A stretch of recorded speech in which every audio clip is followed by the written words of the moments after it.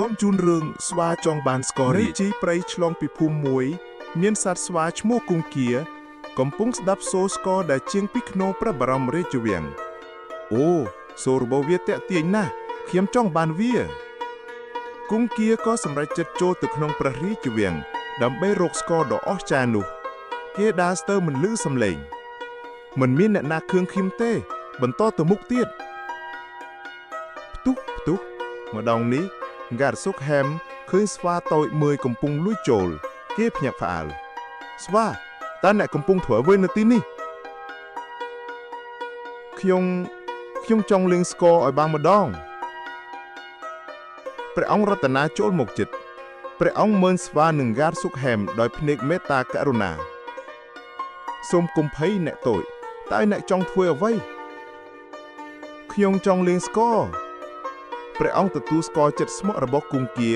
ហើយមានប្រសាសន៍ថាគេអាចរៀនបានព្រះអង្គនាំគង្គាមកជួបអ្នកវេស្គរឈ្មោះចេនដានាងសប្បាយចិត្តនៅក្នុងការបង្រៀនមកណាស់ខ្ញុំនឹងបង្រៀនសំឡេងស្គរងាយៗមុនសិនគង្គាខំប្រឹងរៀនរាល់ថ្ងៃរហូតសំឡេងស្គររបស់គេកាន់តែល្អ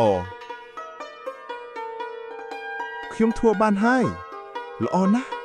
ថ្ងៃមួយគង្គាទទួលឱកាសវាយស្គរនៅមុខមនុស្សជាច្រើនសូមស្ដាប់ស្គររបស់ខ្ញុំទាំងអស់គ្នាមានទឹកមុខសម្បាយរីករាយជាខ្លាំង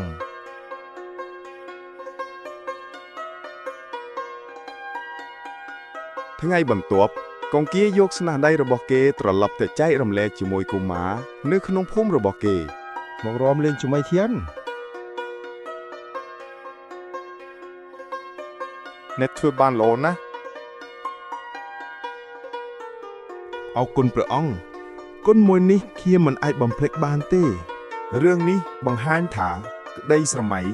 អាចคล้ายជាការពិតប្រសិនបើមានការខំប្រឹងនិងការមេត្តាករុណាពីអ្នកដទៃអរគុណសម្រាប់ការទស្សនាវីដេអូនេះ